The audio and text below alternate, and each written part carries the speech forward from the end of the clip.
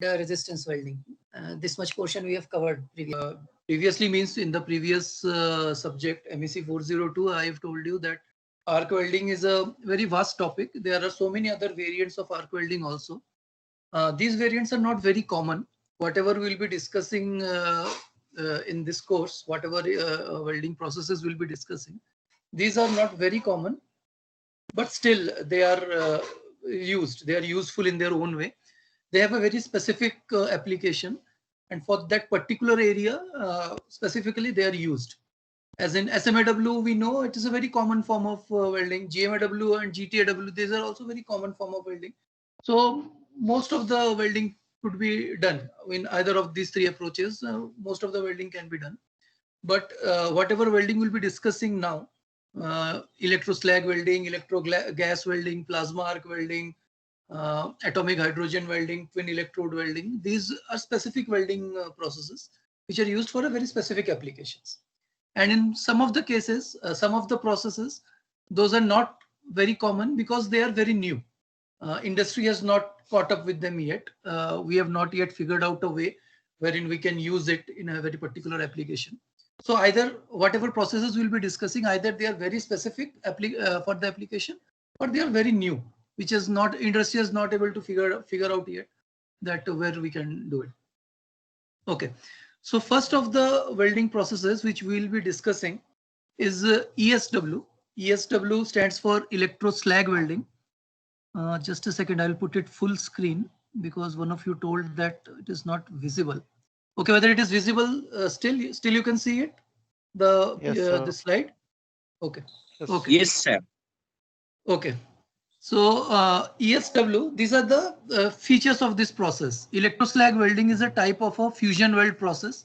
So fusion weld process means it involves melting, right? The process starts with initiation of an arc, and the equipment which are used in this process, they're very similar to the arc welding. The equipment, basically it has a power source, it has an electrode, it has an electrode holder, and it has a base plate. So the equipment is very similar, but we have to remember that electroslag welding, even though it comes under arc welding process, it is a type of an arc welding process, but it is not completely an arc welding process. ESW has a lot of similarity with an arc welding processes, but it is not exactly similar to arc welding. Why it is slightly different, we'll see. We'll find out how it is different, why we are saying that even though it is arc is there, but it is still not an arc welding process. We'll understand these things.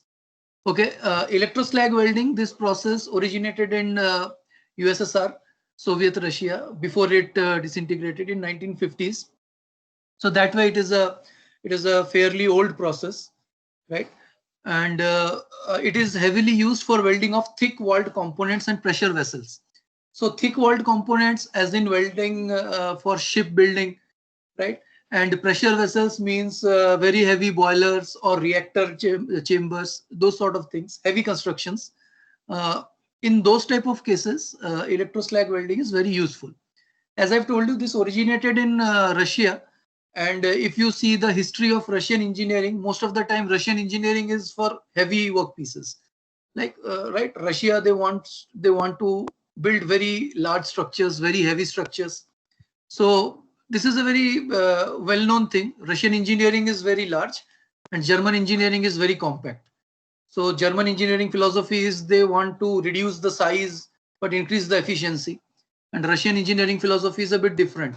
They want to build very, very big things, and by increasing the scale, they want to address the problem, right? So therefore, since the Russian engineering philosophy is that they want to build very big structures, so they had to come up with a process how they can easily build very big structures.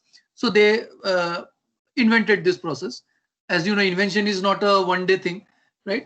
Invention happens over years, over decades. So they came up with this process, and over the years it got further modified, further it got improved, and so on, right?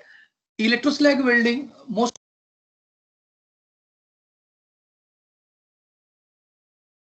using that process becomes very, very difficult. For example, GTAW, I told you, beyond 5 millimeter, very difficult. GMAW beyond 12 to 15 millimeters using GMAW is difficult. So beyond 15 millimeter, we go for submerged arc welding. Beyond 12 to 15 millimeter, we go for submerged arc welding. Even submerged arc welding has a limitation that maybe 40-45 millimeter you can do submerged arc welding. Beyond that, submerged arc welding also using that is very difficult.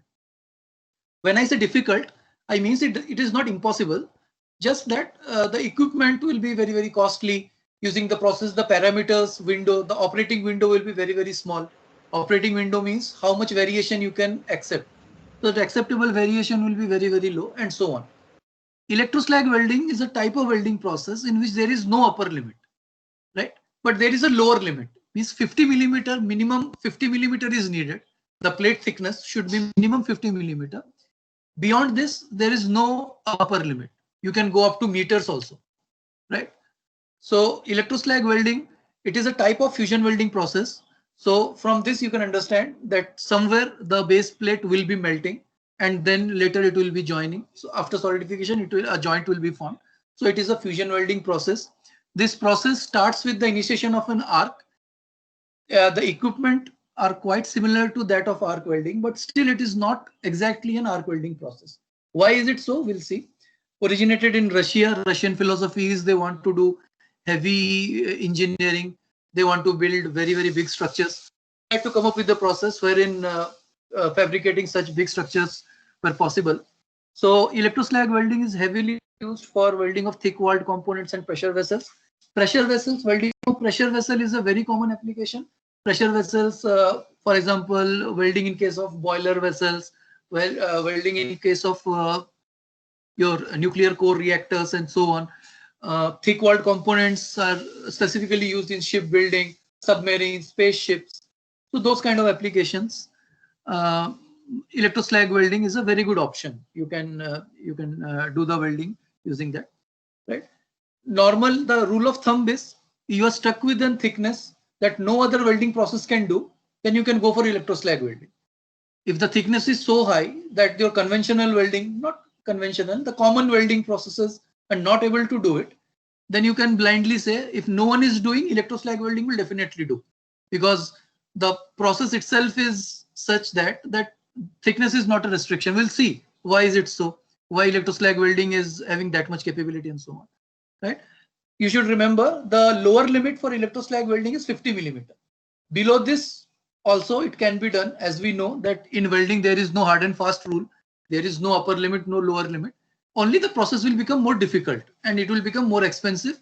Also, the operating window will reduce. Means the parametric variation, even very little variation can completely damage the weld. That kind of problem will come, right? So for electroslag welding, it is expected that the minimum plate thickness will be 50 millimeter, but beyond that you can go up to any thickness. Okay, materials and equipment. Of course, electroslag welding. Of course, we have to have a workpiece. Workpiece thickness should be more than 50 millimeter, preferably more than 50 millimeter. It has a electrode feeding roller, right? The electrode is fed in form of a wire with the help of a roller, and the electrode get continuously consumed. We'll see why this is happening. We'll see all these things later also. It has a supply of flux. So as we know, flux is there in case of submerged arc welding also, but flux is here in case of electroslag welding also. You should remember. It has a workpiece. It has a electrode wire which is fed with the help of rollers. It has a supply of flux, right? Fourth, it has a mechanism to hold the molten metal and the molten flux between the weld region as it cools and solidifies.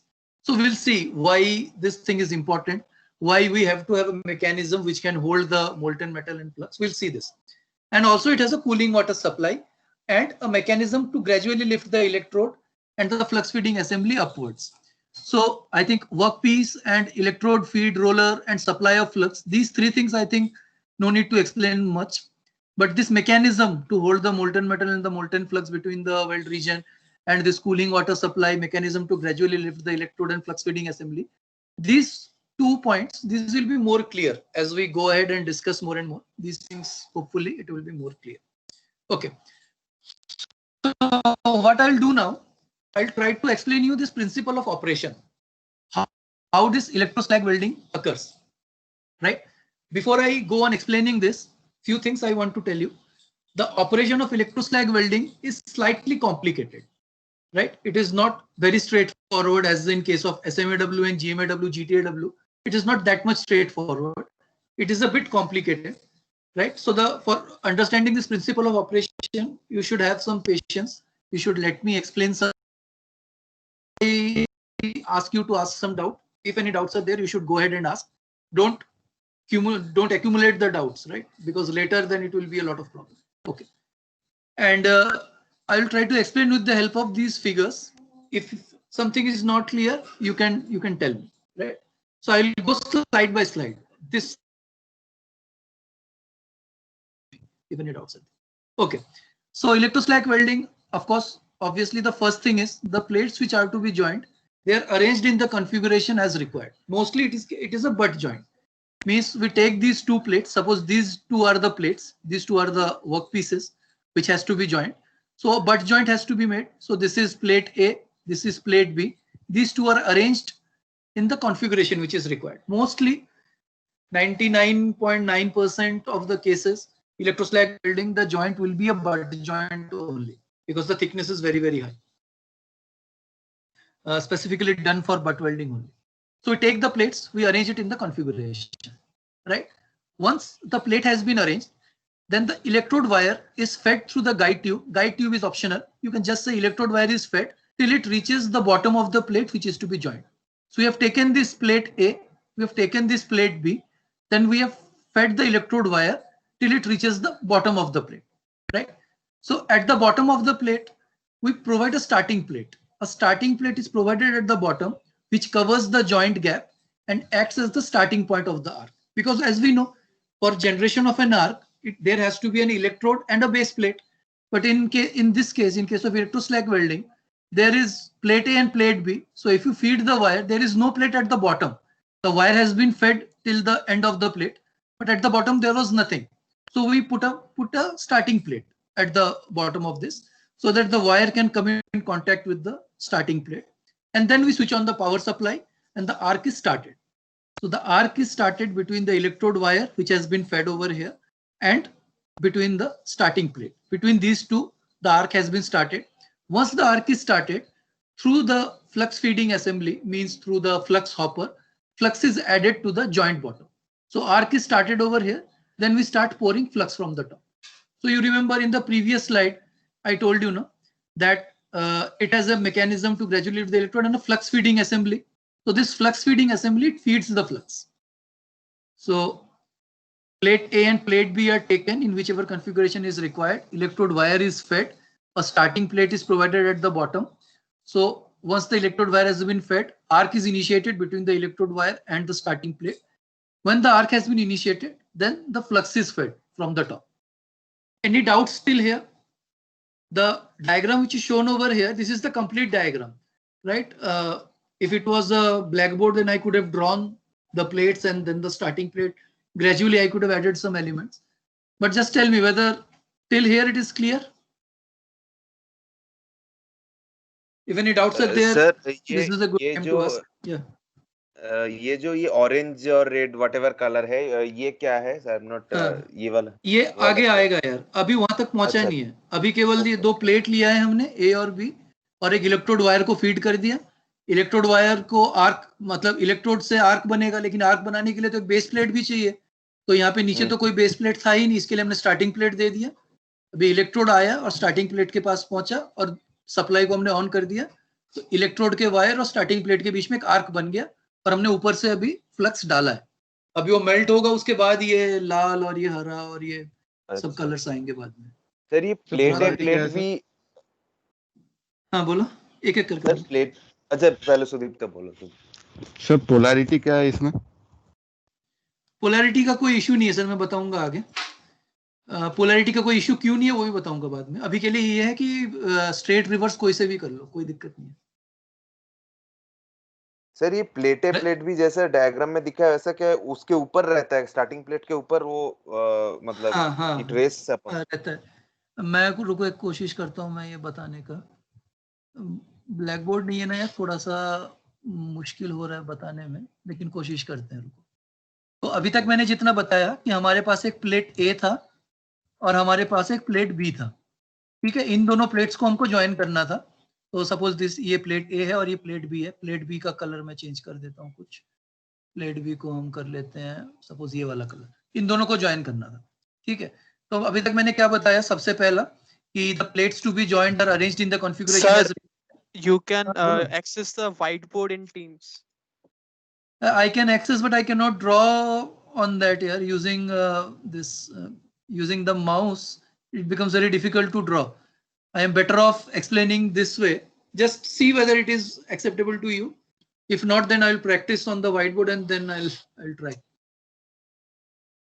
अभी तक ये तो समझ में आ रहा है ना कि ये प्लेट ए है और ये प्लेट बी है, उन दोनों को मैंने बट वर्ल्ड के कॉन्फ़िगरेशन में लगाया है। ठीक है, ब्लैक बोर्ड, हाँ ब्लैक बोर्ड नहीं है, थोड़ा भावनाओं को समझो और कोशिश करो कि समझ में आए, ठीक है।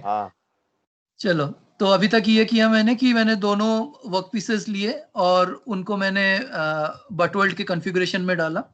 फिर मेरा क्या है कि एक इलेक्ट्रोड का वायर है, इलेक्ट्रोड वायर को मैं थ्रू रोलिंग असेंबली, मैं चाहूं तो मैं इलेक्ट्रोड रोलर्स को भी मैं यहाँ पे मैंने शो कर दिया। ये मेरे इलेक्ट्रोड रोलर्स हैं, ये इलेक्ट्रोड की मेरी रोलिंग असेंबली है।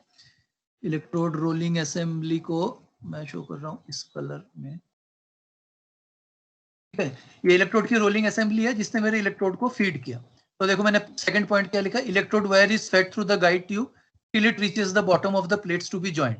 ये इलेक्ट्रोड तब तक फीड होता रहेगा जब तक कि ये बॉटम तक नहीं आ गया। अब क्या है, अगला जो पॉइंट है, अभी मेरे को यहाँ पे एक आर्क क्रिएट करना है। मैंने बताया था ना कि इसमें स्टार्टिंग में एक आर्क होता है, ये वाला पॉइंट देखो, the process starts with the initiation of an arc. तो मेरे पास बेस प्लेट है, मेरे पास इलेक्ट्रोड का वायर है, अभी मेरे को एक आर्क क्रिएट करना है। लेकिन हमको पता है कि आर्क क्रिएट करने के लिए we know for creation of an arc there should be an electrode wire and a base plate separated by a very small distance. तो क्या है कि ये तो बहुत ही थिक प्लेट है, इनके बीच का गैप भी काफी ज्यादा रहता है। तो इलेक्ट्रोड वायर के साथ आर्क बनाने के लिए हमको एक और प्लेट देना पड़ता है, ठीक है। सपोज एक और प्लेट हमको देना पड़ता है जो कि बॉटम में रहता है, और मैंने इस प्लेट का नाम जो दिया हुआ है, this is starting plate, may be something different colour, ठीक है। इस प्लेट को हम बोलते हैं स्टार्टिंग प्लेट। ये कोई अपने वेल्डिंग का पार्ट नहीं है, ना हमारे डिजाइन का पार्ट है। इसका काम केवल इतना है कि इलेक्ट्रोड का वायर आएगा, आके इस प्लेट के साथ, जब ये स्टार्टिंग प्लेट के और इलेक्ट्रोड वायर के बीच में एकदम कांटेक्ट थोड़ा सा कम बच जाता है, तो फिर हम पावर सप्लाई ऑन कर देते हैं। फिर इन दोनों प्लेट्स के बीच में एक आर्क क्रिएट हो जाता है, ठीक है। जब एक बार आर्क क्रिएट हो जाता है, once the arc is started, welding flux is added to the joint bottom. ऊपर से फिर वेल्डिंग फ्लक्स को ऐड किया जाता है। अब वेल्डिंग फ्लक्स को ऐड करने के लिए मैं कैसे बनाऊं वेल्डिंग फ्लक्स, देखते हैं। ये बनाते हैं वेल्डिंग फ्लक्स, नहीं यार वेल्डिंग समझ सकते हैं सर, समझ सकते हो, वेल्डिंग फ्लक्स ऐड किए। हाँ वेल्डिंग फ्लक्स, ठीक है। समझ सकते हो तो अच्छी बात है यार, थोड़ा समझ लोगे तो अच्छा है। अरे चलो ठीक है, आप समझ सकते हो तो ठीक है। ये वेल्डिंग फ्लक्स है और ये ऐड हुआ है यहाँ पे जाके। ऐसे बहुत सारे फ्लक्स के पार्टिकल्स हैं जो कि यहाँ पे आके ऐड होते हैं, ठीक है। अब अपना कॉमन सेंस लगा के बताओ, इलेक्ट्रोड वायर और स्टार्टिंग प्लेट के बीच में एक आर्क है, तो जब ये वेल्डिंग फ्लक्स आएगा तो वेल्डिंग फ्लक्स क्या होगा, मेल्ट होगा कि नहीं होगा? हाँ हो जाएगा सर, मेल्ट होना चाहिए, ठीक है। तो हम चलते हैं अगले स्लाइड की ओर। The flux melts due to the heat of the arc. जो हमने फ्लक्स ऐड किया वो मेल्ट हो जाता है। When the molten flux layer becomes sufficiently thick, the arc extinguishes. अच्छा, इन दोनों पॉइंट्स को थोड़ा सा एक्सप्लेन करते हैं। देखो यहाँ पे मैंने ये फ्लक्स ऐड किया है, ठीक है, और ये जो फ्लक्स है due to the heat of the arc, ये फ्लक्स मेल्ट हो गया है यहाँ पे।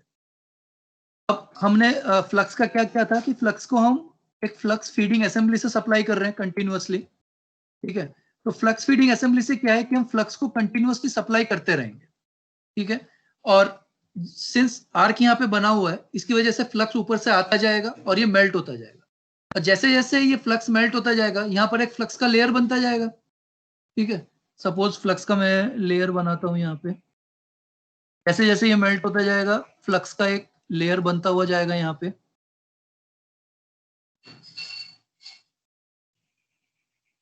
फ्लक्स के लेयर का कलर मैं सेम वो वाला कलर दे देता हूँ जो मैंने फ्लक्स को दिया था, ठीक है। तो इलेक्ट्रोड वायर और स्टार्टिंग प्लेट के बीच में एक आर्क था, हमने ऊपर से फ्लक्स डाला, आर्क की वजह से हीट होता है, हीट की वजह से फ्लक्स मेल्ट होता गया, फ्लक्स मेल्ट हो के ये यहाँ पे जो मोल्टन फ्लक्स था वो यहाँ पे भरता गया, ठीक है। अब यहाँ पे एक चीज देख लो, आगे बढ़ने से पहले मैंने बताया था कि इसमें जो इक्विपमेंट होते हैं, there is a mechanism to hold the molten metal and flux in between the weld region. तो अभी तक हमने जो बोला था कि हमारा जो वेल्डिंग होता था वो कन्फाइंड नहीं था, फ्लक्स मेल्ट होकर कहीं भी बह के जा सकता था, लेकिन यहाँ पे क्या एक असेंबली होती है, एक मैकेनिज्म होता है जो कि इस फ्लक्स को, मोल्टन फ्लक्स को इस वेल्ड रीजन के बीच में ही फिक्स करके रखता है, मतलब यहाँ वहां बहने नहीं देता, वो यहाँ पे फिक्स होकर रहता है। ऊपर से फ्लक्स आ रहा है, मेल्ट होके जा रहा है और यहाँ वहां जा नहीं सकता, इधर उधर नहीं निकल सकता वो कहीं भी, ठीक है। तो धीरे धीरे फ्लक्स का लेयर बढ़ता जाएगा, बढ़ता जाएगा। जैसे जैसे फ्लक्स का लेयर बढ़ता जाएगा, एक ऐसा इंस्टेंट आएगा जब फ्लक्स का लेयर इतना हो जाएगा कि जो आर्क था वो एक्सटिंग्विश हो जाएगा। आर्क बनने के लिए मैंने बताया था ना स्टार्टिंग में, आर्क बनने के लिए क्या होता है, गैस को आयोनाइज होना पड़ता है, आयोनाइज होने के बाद जो इलेक्ट्रॉन्स हैं वो एक डायरेक्शन में मूव करते हैं, आयंस दूसरी डायरेक्शन में मूव करते हैं, और इसकी वजह से आर्क का जो हीट होता है, जो आर्क का कॉलम होता है, ये सारी चीजें प्रोड्यूस होती हैं। लेकिन जब मोल्टन फ्लक्स ने आके उस पूरे एरिया को सबमर्ज कर दिया, सबमर्ज बोलना ठीक नहीं है, पूरे एरिया को एकदम कवर कर लिया उसने, ठीक है। तो जब उसका thickness, when the thickness of this molten flux is that high, so that a time comes when the arc extinguishes, ठीक है, when the molten flux layer becomes sufficiently thick, the arc extinguishes, ठीक है। Arc extinguish हो गया, लेकिन power supply हमने अभी तक ऑफ नहीं किया, ठीक है। अब आर्क तो बचा नहीं, पावर सप्लाई भी ऑन है, तो क्या होगा, जो करंट था, जो इलेक्ट्रिक करंट जो तुम्हारे इलेक्ट्रोड वायर में जितना करंट आके पहुंच रहा है वो मोल्टन फ्लक्स में से जाएगा, मोल्टन फ्लक्स में से कंडक्ट होके वो स्टार्टिंग प्लेट तक जाएगा। स्टार्टिंग प्लेट और ये बेस प्लेट तो आपस में इलेक्ट्रिकली कनेक्टेड हैं, और ये इनको ग्राउंड भी करके रखा है, तो जो करंट है वो कंटिन्यूअसली पास होता रहेगा।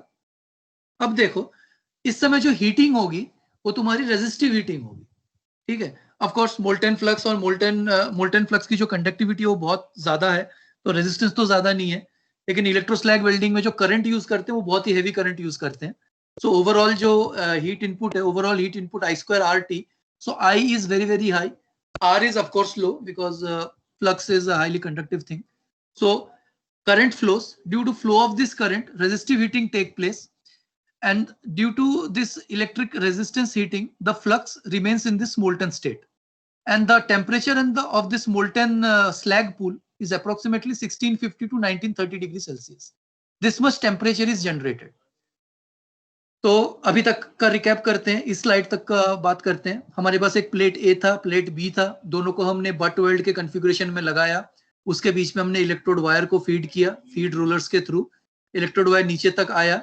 अब आर्क बनाना है, आर्क स्टार्ट करना है, आर्क स्टार्ट करने के लिए हमने नीचे एक स्टार्टिंग प्लेट दिया, इलेक्ट्रोड वायर और स्टार्टिंग प्लेट, इलेक्ट्रोड वायर और स्टार्टिंग प्लेट के बीच में एक आर्क क्रिएट हुआ। एक बार जब आर्क क्रिएट हो गया तब हमने फ्लक्स के पार्टिकल्स ऊपर से ऐड करने स्टार्ट किए। फ्लक्स का पार्टिकल आया यहाँ पे, आर्क के हीट की वजह से फ्लक्स का पार्टिकल मेल्ट हुआ, मेल्ट होते होते फ्लक्स का पार्टिकल मेल्ट हुआ, मेल्ट होते होते जो मोल्टन फ्लक्स का एक जो लेयर था उसका थिकनेस बढ़ता गया। थिकनेस बढ़ने की वजह से एक ऐसा टाइम आया जब तुम्हारा इलेक्ट्रिक आर्क एक्सटिंग्विश हो गया, क्योंकि अब आर्किंग करने के लिए उसको सफिशिएंटली एयर वगैरह मिल नहीं रहा, पूरा का पूरा मोल्टन स्लैग भर गया, मोल्टन फ्लक्स भर गया वहां पे, क्योंकि एक मैकेनिज्म दे रखा है हमने जिससे कि मोल्टन स्लैग यहाँ वहां बह के ना जा पाए, ठीक है। पूरा का पूरा मोल्टन स्लैग भरा हुआ है, आर्क एक्सटिंग्विश हो गया, लेकिन पावर सप्लाई ऑन है अभी तक, करंट आ रहा है कंटिन्यूअसली। लेकिन अभी क्या है कि जो करंट है वो पूरा का पूरा फ्लक्स के थ्रू बेस स्टार्टिंग प्लेट के अंदर जा रहा है, ठीक है। तो इस समय जो हीटिंग हो रही है, जो फ्लक्स है वो मोल्टन स्टेट में ही रह रहा है। क्यों? क्योंकि जो करंट पास कर रहा है वो रेजिस्टिव हीटिंग क्रिएट कर रहा है, रेजिस्टिव हीटिंग की वजह से वो फ्लक्स मेल्ट होता जा रहा है और मोल्टन स्टेट में रह रहा है, और उसका टेम्परेचर 1650 टू 1930 के अराउंड है, ठीक है। अब जो फ्लक्स तुम्हारा मोल्टन स्टेट में था, the flux which was in molten state which has been heated to that much temperature, that heat melts the edges of the workpiece, the plate A and B, जो हमने plate A and B लिया था, since current is passing continuously through this molten flux which is at a very high temperature, due to this heat, this base plate A and plate B, this melts, and the welding zone is surrounded by water cooled copper dams. So I told you there is a mechanism which makes sure that the molten metal and the slag and the molten flux, they remain confined within the weld region. So that mechanism are basically copper dams, which are water cooled copper dams, which make sure that the flux is contained within that region, and the molten metal solidifies gradually and forms the joint. I'll just show you the next slide also. Okay.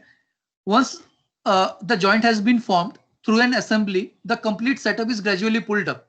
If you remember, I told you, there is a mechanism through which the electrode, which is being fed continuously, it is pulled upwards. The flux hopper, that is also pulled upwards. So as the molten metal solidifies gradually, this complete assembly is pulled up, right? Electroslag welding is a progressive process of melting and solidification from bottom to upwards, right? Starts at the bottom, and arc is established, then flux is fed, then the flux is molted, right? And the electric current is continuously passed. Now, due to the heat of the molten flux, the plate A and B, the molten the work pieces, they also melts, and then the complete assembly is gradually pulled upwards. Plates are fixed, A and B is fixed, but this complete assembly is gradually pulled upwards, and the flux is continuously periodically fed, and the process continues gradually. So I told you, the mechanism for making sure that the flux and the molten metal and the molten flux, they stay at one location. So this is that mechanism. These are the copper dams. I hope you can see this. These are the copper dams, which is water cooled because they are in contact with hot molten metal and the molten slag. So these are water cooled copper dams, and these are gradually pulled upwards, right?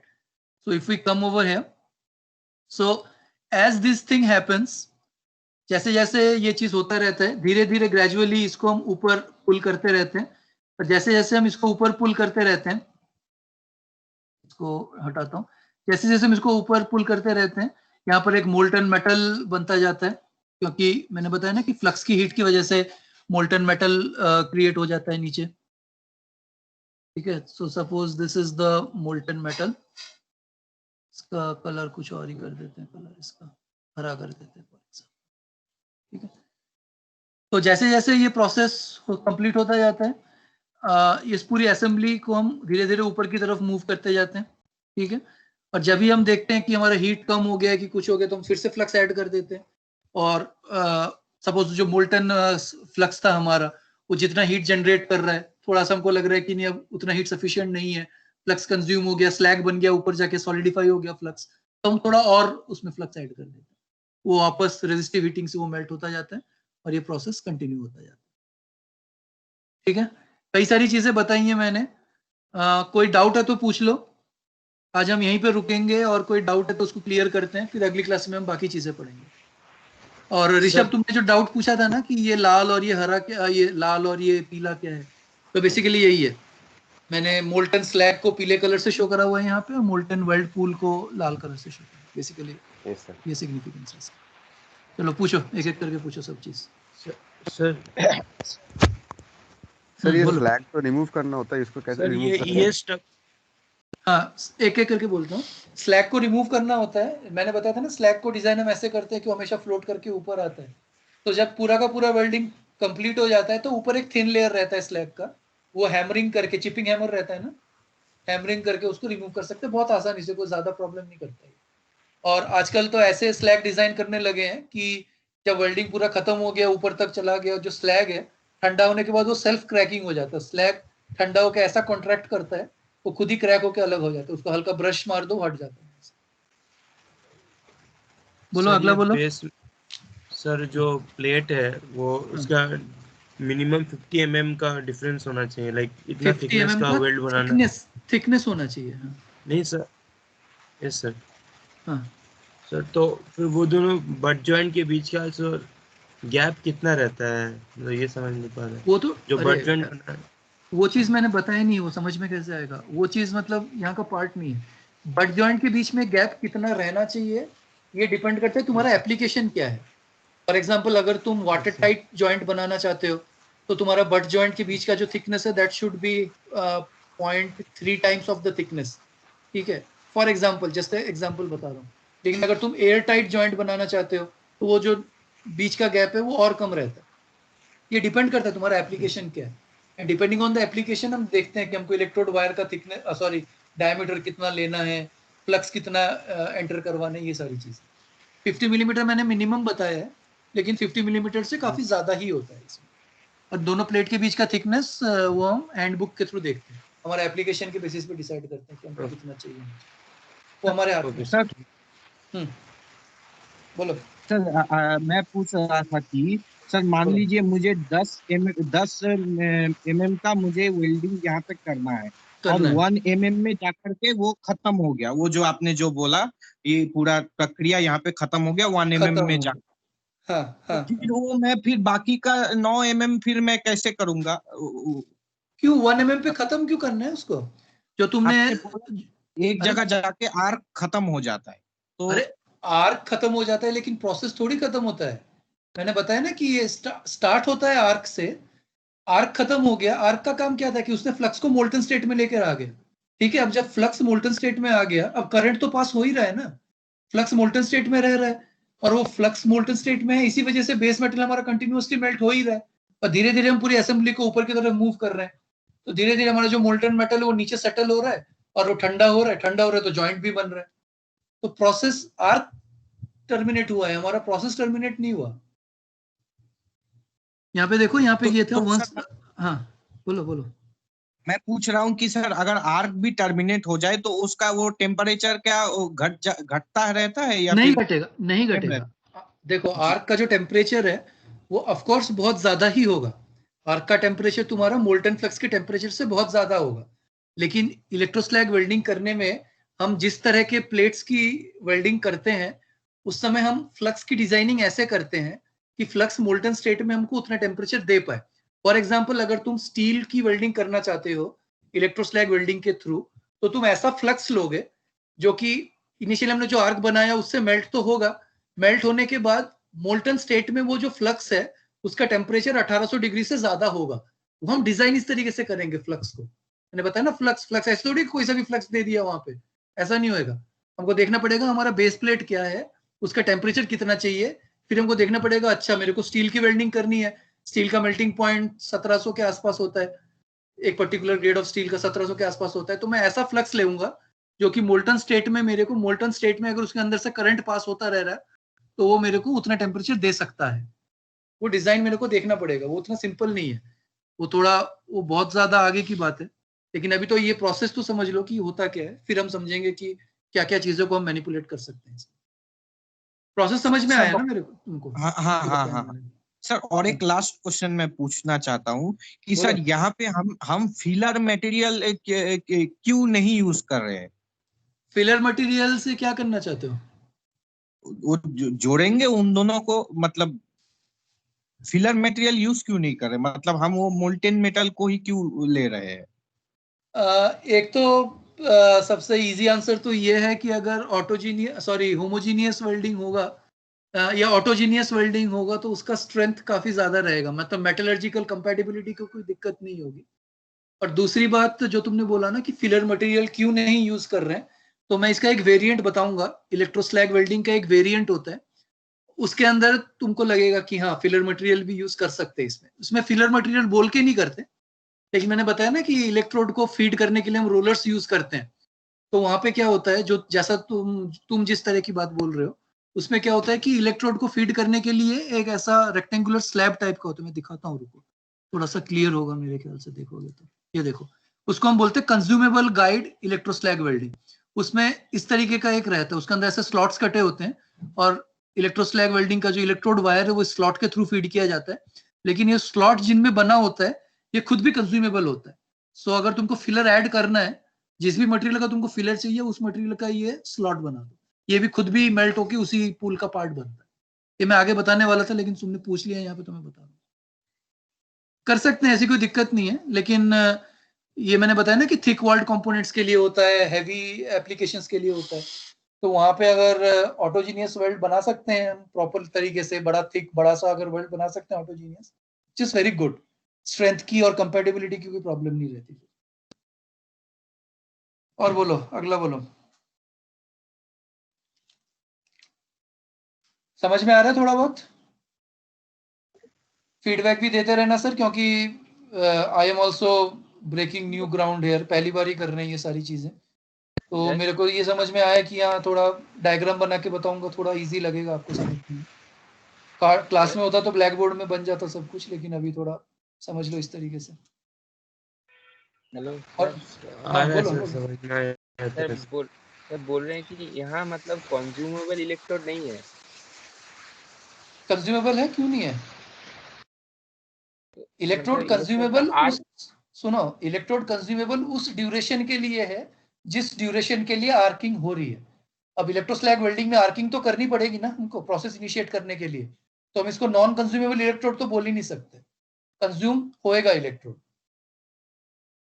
और जो मैंने अभी संदीपन को बताया था ना consumable guide वाला, वो वाले से अभी कंफ्यूज मत करो, वो वाला मैं बाद में बताऊंगा, थोड़ा सा क्लियर होगा तो। इसमें हम इसको कंज्यूमेबल इलेक्ट्रोड ही बोलते हैं, कंज्यूमेबल इलेक्ट्रोड वेल्डिंग प्रोसेस है, क्योंकि स्टार्टिंग में हमको आर्क बनाना है, और अगर इलेक्ट्रोड वायर और स्टार्टिंग प्लेट बेस प्लेट के बीच में अगर आर्क बना रहे हो तो वो कंज्यूम होएगा पक्का।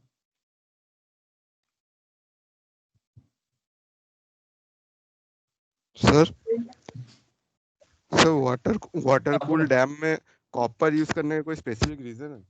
कॉपर कंडक्टिव होता है ना, तो वो अंदर के हीट को थोड़ा मतलब बहुत जल्दी गर्म नहीं होगा वो।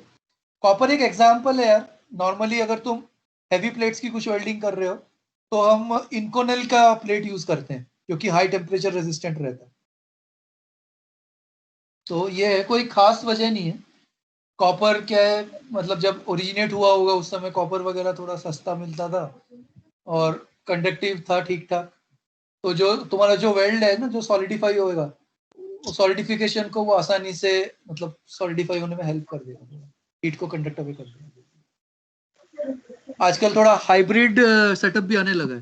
फॉर एग्जांपल जो तुम्हारा ऐसा कॉपर का जो डैम है ना, ऊपर हम ऐसा मटेरियल रखते हैं जो कि हीट को बाहर ना आने दे, क्योंकि ऊपर तुम्हारा मोल्टन फ्लक्स रहेगा। उसका अगर हीट बाहर चला गया तो मोल्टन फ्लक्स ठंडा हो जाएगा, तो गड़बड़ हो जाएगी हमको। और जो नीचे का जो मटेरियल है वो थोड़ा कंडक्टिव रखते हैं, क्योंकि नीचे हमारा मोल्टन वेल्ड पूल रहने वाला है। तो वेल्ड पूल को क्या है, वो जल्दी ठंडा हो जाएगा तो हमारे लिए अच्छा है, वेल्डिंग जल्दी कंप्लीट होगा। तो वही है, फ्लेक्सिबल है काफी कुछ, और ऐसा कॉपर कुछ हार्ड एंड फास्ट नहीं है, जैसा मर्जी ले सकते हो तुम, तुम्हारे ऊपर है कितना पैसा है तुम्हारे पास। Sir, हाँ बोलो। you said that the resistance here is very less. We can manipulate the resistance by keeping the electrode in air, by maintaining some air gap between the flux and electrode. See, that you can do, but that is not the process of this, right? What you are saying, the resistance is very less. Resistance of what? Resistance of the molten flux. Molten flux and the molten weld pool. Normally resistance is very less, that is true, but the current which we are using is very high, no?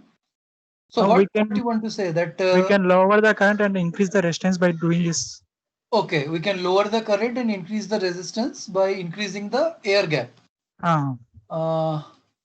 That can be done, but I don't know whether that will be sufficient for melting the workpieces or not, because and also we are using here copper water cooled dam. Right. By this heat, whatever is generated, it is immediately conducted back to copper, and through the water cooling chamber they will be getting outside. Right, not immediately conducted back. Water cooled dam, water cooled copper we are using because copper melting point is very low. Suppose you want to join steel melting point is 1800 degrees Celsius around, right? In that case, the molten flux will be also at that temperature. For that temperature, if you want to use copper dam, the copper will very easily melt. Well, before that, copper will melt and go away. The process will be damaged. So water cooled copper dam is just an example. Right, you depending on the type of the base plate, you have to change the material of the dam and the water cooling so that the dam does not heat up very quickly. And I told you, many cases hybrid dams are used, that the bottom part of the dam is cooled, the upper part of the dam is not cooled, so that the upper part, the molten flux can remain in a hot state, and the molten weld pool that can solidify easily. Now to answer your first question, what you're saying, that arc can be maintained, and for that case the lower current can be used. The problem is since the thick plate welding we're doing, if you look at this diagram, we are doing a thick plate welding. So for starting it, it is okay. For initially you are starting the arc over here, then you gradually pulling it up, that is okay. But for thick plate, when you move very, very high, then maintaining the arc between these two is very, very difficult. So in that case, even if you don't supply the flux that much, but since thick wall we have to weld, no, the electrode has to be pulled up. Maintaining this arc in that case is going to be very, very difficult.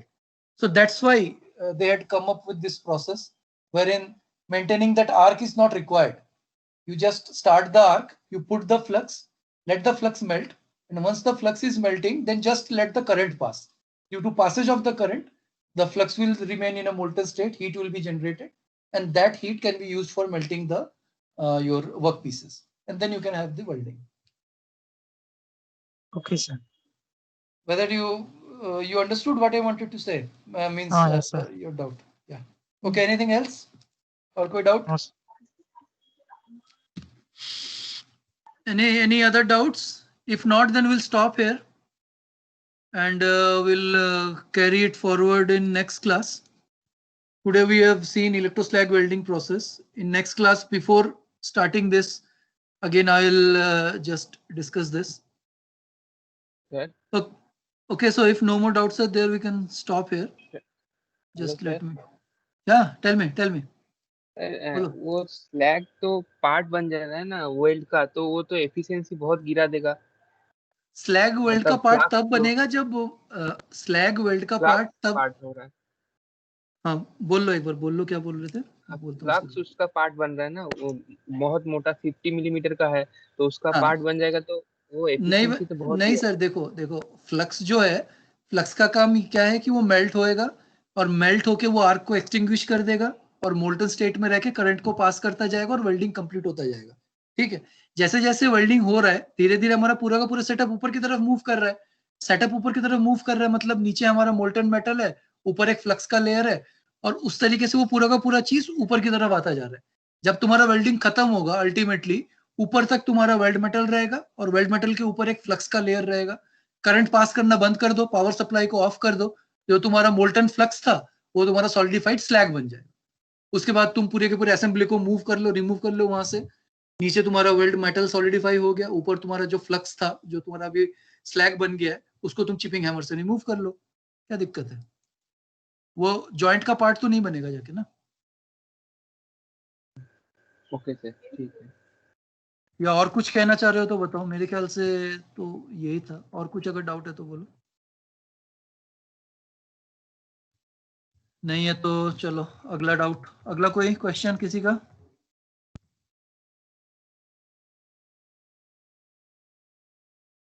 If there are no more doubts, then we'll stop here for Sir. Previously, we started with ESW, which is a short form for electroslag welding, and we found out that electroslag welding is a type of arc welding process, but it is not completely an arc welding process. Why we call that it is a type of arc welding? Because the process is initiated with the initiation of an arc.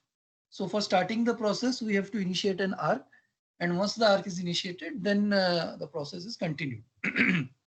So you also saw that ESW process is specifically used for very, very thick plates. The plate thickness should be more than 50 millimeter, which is preferable. If it is less than 50 millimeter, it is not that it is impossible to be done through ESW, but it will be very, very difficult.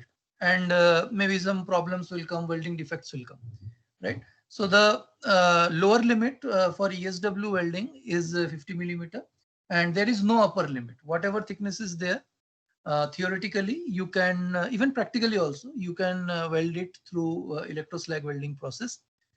And the most common joint configuration in electroslag welding is the butt joint, which means the two plates, workpiece A and workpiece B, they are kept next to each other and a joint is prepared between the two, right? So the materials and equipments in ESW, of course, there is a workpiece, there is an electrode which can be fed through a roller, right? There is a supply of flux. There is a mechanism to hold the molten metal and flux in between the weld region as it cools and solidifies. And there is a cooling water supply which cools that copper damps or the damps which holds the molten metal at its place. There is a mechanism to gradually lift the electrode and flux feeding assembly upwards. So principle of operation we have seen previously. Just briefly, I will recap it from here, from this diagram. So suppose we had a workpiece A and workpiece B. These two workpieces are kept in the butt welding position, means these two workpieces were kept next to each other. Then the electrode wire is fed throughout the entire length of the workpieces. So this is the entire thickness of the workpiece. The workpiece wire is fed throughout the entire thickness of the workpiece. So the electrode wire is fed from here till it reaches the bottom of the plate. Now an arc has to be initiated, and we very well know that for initiation of an arc there has to be two electrodes. So first is the electrode wire. For starting the arc we put a plate. This is a separate plate. This is not part of the weld. Its purpose is just to start the arc. So we put a separate plate and the arc is established between the electrode wire and the plate. Then through the flux feeding assembly, we pour in flux inside this weld gap. So arc has been established over here and flux is being continuously fed. So due to the heat of the arc, the flux melts, right? And as we keep on feeding the flux from the top, the molten layer of flux keeps on rising. There comes a stage when the thickness of the molten layer is so much that the arc is no longer able to sustain itself. So the arc extinguishes. But the power supply is still on. Therefore, the current continues to pass. The current enters the electrode wire, passes through the molten flux, and then goes to the starting plate, and then goes back to the power supply. So this cycle continues. The current continues to pass. Now the flux in its molten state is highly conductive. So the resistance of the flux is quite low. But the current which is used is very, very high. So the overall heating, the I square RT, that overall resistive heating is very, very high. Therefore, the molten flux can have a temperature from 1600 degrees Celsius to around 2000 degrees Celsius. Around that much range, it can have the temperature. Due to this very high temperature, the workpieces, which are touching that molten flux portion, the workpieces which are in contact with the molten flux, that portion melts and gradually it enters the weld region. And since the molten workpiece is having higher density than the molten flux, therefore the molten workpiece layer is deposited at the bottom and the molten flux layer, it rises to the top. Now, once this happens, this whole assembly, this electrode wire, this flux feeding assembly, this is gradually pulled upwards. Gradually it is being pulled upwards. So the resistive heating is continuing, and the more and more flux is the more and more current is being passed through the flux, and due to the resistive heating, more and more workpiece keeps on melting, and gradually this assembly is brought till the top. So this greenish portion is the molten base metal, which I've shown in a green color over here, and this brownish color is the molten flux, right? This complete assembly is gradually pulled upwards. So the thickness of this greenish material also increases, and the thickness of the molten flux layer also increases. And ultimately there comes a time when this flux layer, it rises to the top, and due to the gradual melting, this molten weld pool, it completely fills the gap. And at this point we stop it, we stop this process, we remove these we remove this electrode wire and the flux feeding assembly from here. So these things are removed, and whatever layer of slag was there, as molten flux, when it solidifies, it will form a layer of slag that is gradually chipped off, right? And that's how this complete process is done. That's how this welding process is done. So this is the mechanism for the electroslag welding. If any doubts are there, just ask me, and then we'll move on to the different variants of it. कोई doubt है तो पूछो इसमें. We have discussed it previously, just I wanted to repeat so that maybe better understanding.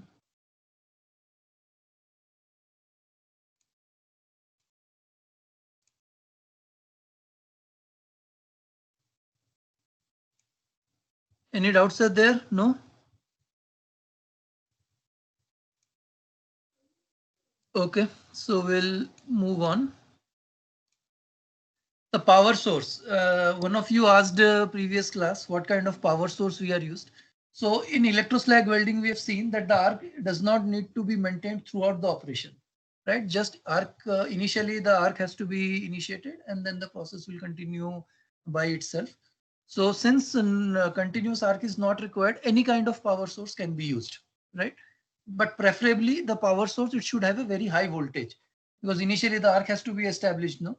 Arc has to be established between the electrode wire and the starting plate. For getting that, initially very high voltage is required. So you can use either AC power source or a DC power source, but make sure that the voltage which is used is the very high voltage. Okay, so the flux used. The flux which is used in the electroslag welding, it serves a lot of purpose. So in its molten state, the flux converts electrical energy to heat energy through resistive heating. So this we have seen that once the arc is established and the flux granules are fed due to heat of the arc, the flux melts. In the molten state, the function of the flux is it should conduct the electricity through it. And while conducting the electricity, it should convert the electrical energy into the heat energy through resistive heating, right? The flux, it protects the joint from atmospheric contamination, right? We should take care while feeding the flux. This thing we should calculate beforehand, that how much flux is to be fed into the gap. Because if the flux layer is too thick, if the flux in its molten state is too thick, it may prevent good coverage. Because if the flux is very, very thick, it will be very highly viscous. Then it may not reach all the places in the joint, right? But if the flux thick, if the viscosity of the flux is too low, if it is very less viscous, if it is very, very thin, then it may leak from the copper dam also. We have seen, no, that copper dams are used like this type of copper dams are used, which holds the molten metal and the molten flux in its place. So molten metal, of course, it will be highly viscous because molten metal has that property. Most of the time it has that property. But the molten flux, if the molten flux is very, very thin, then it may leak from the edges, right? Achieving a very watertight joint at this, not a joint, achieving watertightness in this location is very, very difficult, right? So we should make sure that the flux which we are using, it should have proper viscosity. Proper means the viscosity should not be very high, means the flux should not be very thick. If the flux is very thick, then it may not cover the overall joint properly. And if the flux is very, very thin, then coverage will be good, but it will leak very easily. Okay. The melting point of the flux must be well below the melting temperature of the base metal, but well above the operating temperature. So operating temperature means the temperature at which we are conducting our complete ESW operation. So we must make sure that the flux should melt before the workpiece. Otherwise, if the flux is not melting, then it will not conduct the electricity. And if it does not conduct the electricity, then the base plate will also not melt. So we must make sure that the flux melts before the workpiece, so that it can conduct the electricity, and then resistive heating can happen, and then the workpieces can melt, right? And it should be well above the operating temperature. So the temperature at which we are operating, the melting point of the flux should be above that. Okay. Flux are basically complex oxides of silicon, manganese, titanium, calcium, magnesium, and aluminium. These are just the composition of the flux. Now, a few questions I want to ask you. You can tell me. What do you reckon will be the grain size of the solidified weld? In case of electroslag welding, what do you think will be the grain size of the solidified weld? Will it be very low grain size, means very small grain, or it will be a large grain structure? As per you, what will be the case? You have to answer me at this point. They're very small. Large grain. Okay, I have got both the answers, very small and very large. Maybe justify it. Why very small? Why very large? Because of continuous. एक करके बोलो. Very small कौन बोल रहे? वो very small because we are using water, so it will be very rapid cooling. Sir, we are using water cooled dams. We are not cooling the weld zone, right? We are just cooling the copper dams which are holding the molten metal in its place. So water is not directly quenching the weld metal. Therefore, we cannot say that because of water the cooling will be very, very high. Of course, we can definitely manipulate it. If we want more cooling, we can get that. But the process in itself, the water does not come in contact with the weld metal. Okay, large grain size. Who was saying large grain size? Yes, sir. Yeah. So the flux will be in molten state for quite long time because of the resistive heating. That's why Right. the grains will get sufficient time to get bigger. Grow. Yeah. So this is the correct answer actually. The grains, the weld metal is in a molten state for a very longer time because the molten metal is being held in its place by the copper cooled dams. The dams are water cooled, but the water is not directly quenching the workpiece. So the heat which is being taken away is not that much. But we should remember, if our requirement is that we want a very small grain size, we can increase the cooling, right? That manipulation we can do anytime. But the process in itself, the water does not come in contact with the weld metal. Therefore, the grain size, the heat which is taken out from the weld region is not that much. Also, a layer of molten flux is there on top of the weld. Therefore, the heat cannot conduct away from the top. On the both side, there is the workpiece is there. So workpiece, the heat which is conducted away from through the workpiece is also not that much. Therefore, the weld zone will remain in a molten state for a longer time since the heat conduction from the weld zone is very, very low. Because of this reason, the grains inside the weld zone will get sufficient time to grow. Since the grains are growing in size, the grain size will be larger. So this means if we use a conventional electroslag welding process, the grain sizes will be larger and the strength of the joint may not be that much. So therefore, it is preferable if we want that our strength should be very, very high. For that, we will require a very small grain size. For getting the small grain size, we should figure out some ways, some method so that we can increase the cooling rate and can decrease the grain size. Okay. Second question is, what do you think will be the position of the welding?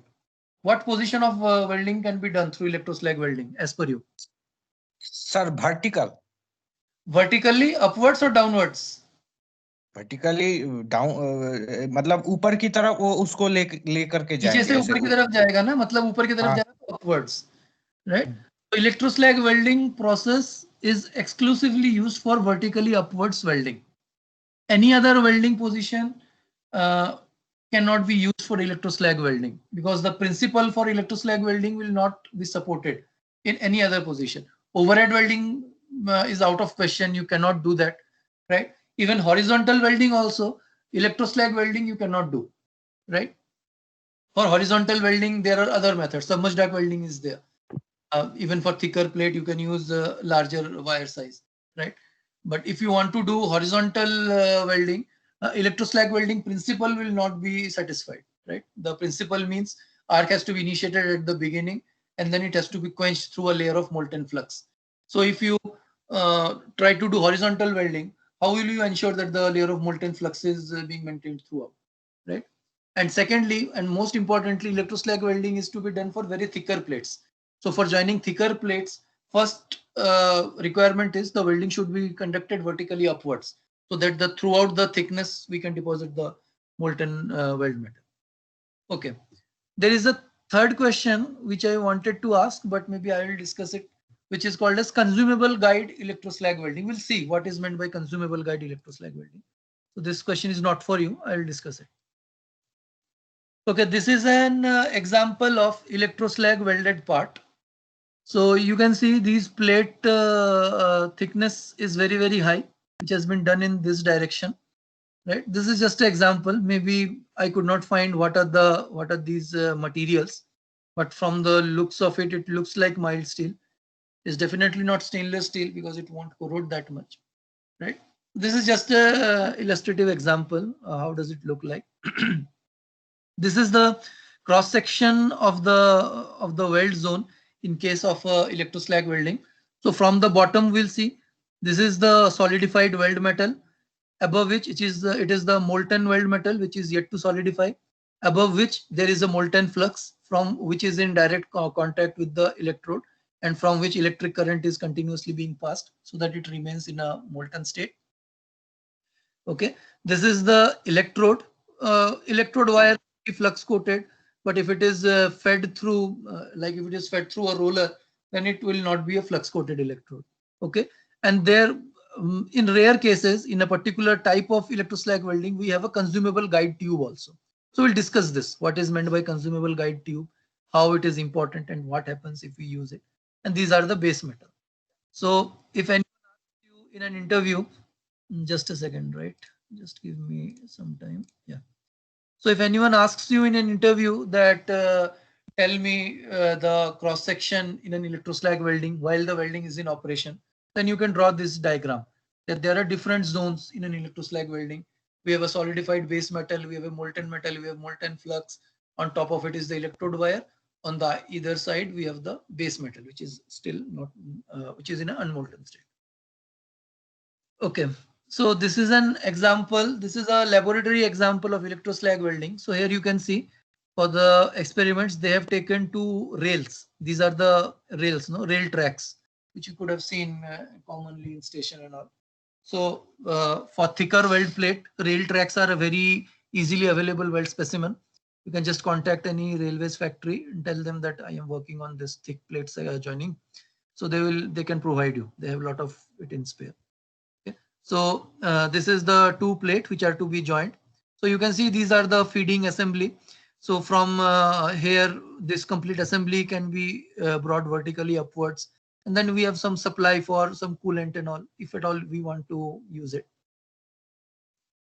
Okay, this is another view. So this is the welding in progress. And here you can see that both the sides have been flanked by the this copper cooled dams, so that the molten weld metal, it remains at single location. So here you can see this is just the joint. If you want to do electroslag welding in this position, the molten flux and the molten weld metal, it will flow from the sides. Right? To prevent that, we have put copper, water-cooled copper dams. I say copper, but it can be any other material. So here you can see we have taken water-cooled copper dams. So this is the supply for the water. This is water in, this is water out. Again, this is water in, water out. So this is the complete assembly. Now we'll discuss about some variants of electroslag welding. So once we have established that electroslag welding is a process, we have established the principle of operation in case of electroslag welding. Then we wanted to see how much, how can we manipulate this process further? How can we improve it, improve the process? So they came up with some different variants of it. So the first one is called as oscillating wire electroslag welding. Oscillating wire electroslag welding means, see, you have 2 workpieces here. This is workpiece A, this is workpiece B, and both are having very high thickness. If the width of the workpiece is also very high, suppose this workpiece in this direction, in the direction of this computer, right, in the computer screen, if in this vertical direction, if this workpiece thickness, if the workpiece width is very, very high, then just pulling the wire in a vertical direction will not be enough, because it won't be able to cover the entire width of the workpieces which are to be joined. For that, the electrode wire is oscillated. So this is the electrode wire which is moving in a vertical direction, but it is also oscillated. Maybe I will try to show you here some perspective view. This is the problem, no? Explaining stuff in class is easier compared to this.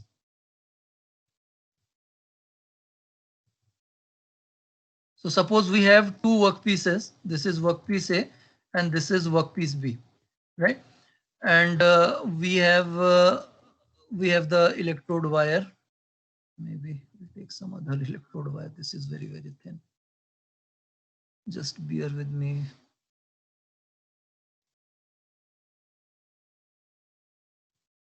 This is the electrode wire we are having, right? So as we know, as per the principle, how do we do this welding? Electroslag welding, we take workpiece A, we take workpiece B, then we take the electrode wire, then we feed it at the bottom, and at the bottom we have to have this what to say, starting plate. So maybe this is the starting plate. The starting plate is present in backwards direction also. Maybe I'll send it to back. Send to back. Okay. So this way we have the starting plate. Of course, the starting plate thickness will not be this much. Okay. So we start the welding from here. But since the plate width is also very high, so what we do during the welding, we know that this electrode wire will be gradually pulled upwards also. But this electrode wire has to be oscillated. This electrode wire has to be oscillated in this direction, in the direction of the width, so that the weld metal can melt, the base plate can melt throughout the width. So if the electric arc is over here, then the flux is fed from the top, the flux will melt, and resistive heating will take place at this location. But we have to make sure that the weld is happening throughout this width. So we oscillate it. We gradually like oscillate this electrode wire. Maybe I'll remove this so that it is better explained. We start the arc from here and then we oscillate it in this direction, continuously oscillate, and then gradually we pull it up, gradually, right? And once this is done, then we see that the welding is completed. So the same thing is explained over here. So these were the two plate. The arc was initiated over here, and of course it will be gradually pulled upwards. But throughout the process, it will also be oscillated. It will be oscillated throughout the width. So here, this is just the cross-sectional view. This is the perspective view.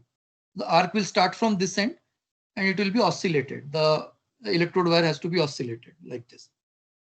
Of course, for doing this, we have to use a special type of electrode wire feeding mechanism, which can have vertical movement as well as the oscillatory movement also.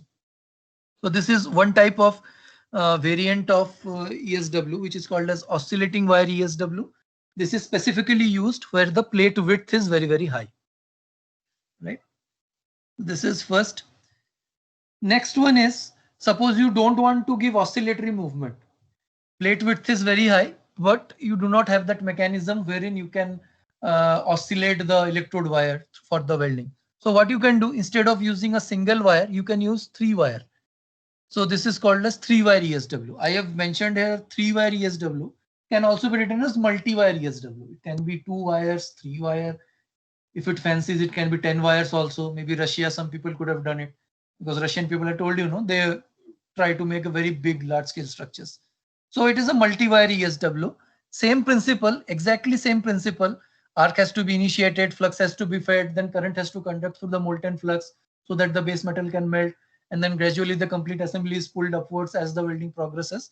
But instead of 1 wire, we have 3-wire. So this is called as 3-wire ESW. The purpose of using this multi-wire setup is the width is very, very large, and we do not have an oscillating setup. Suppose even if we have an oscillating setup, but the width was very, very large, then to provide that much oscillation is not practical, right? Suppose we have 1 meter width plate and we want to join that through electroslag welding. So you cannot give oscillation for 1 meter, right? That will be very, very problematic.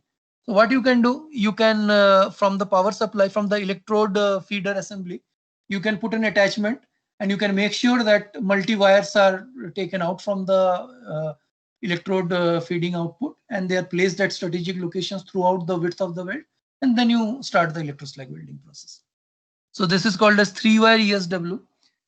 I hope it is clear from the diagram. If someone asks you what is 3-wire ESW, I hope you can tell, and you should be able to tell why it is used, right? Just because something is there, you should not accept it that हाँ होता है बोल के, ऐसा नहीं है, देखना है कि ऐसा क्यों होता है. Chalo. And the last variant is called as consumable guide ESW.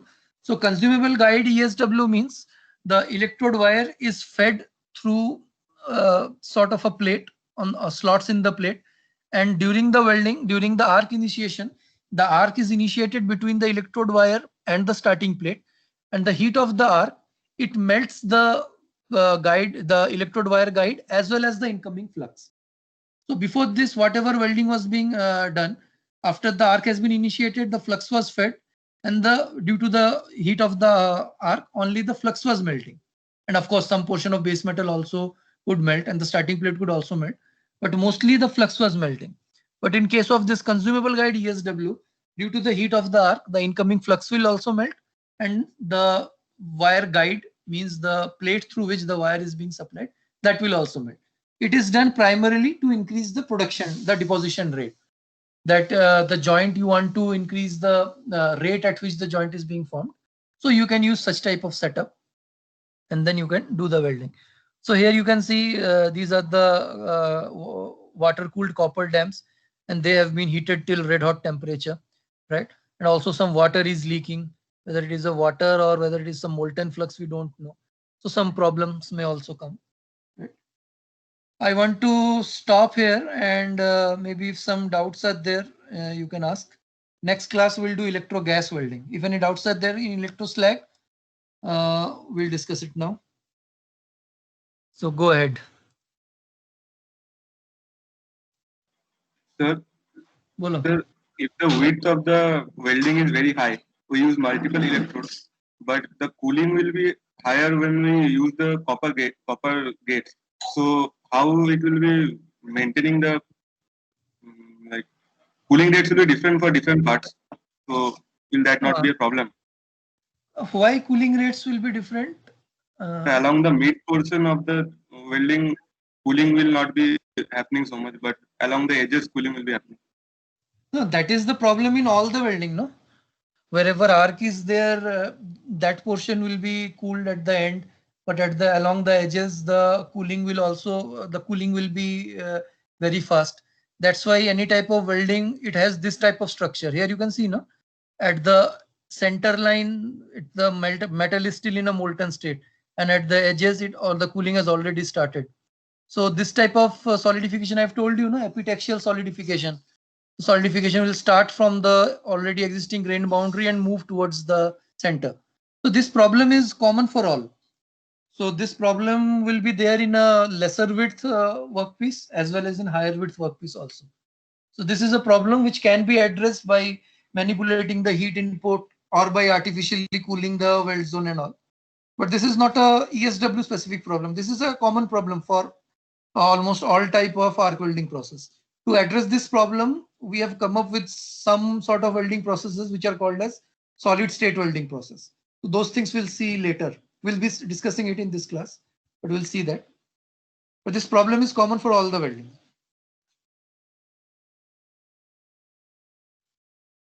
Anyone else?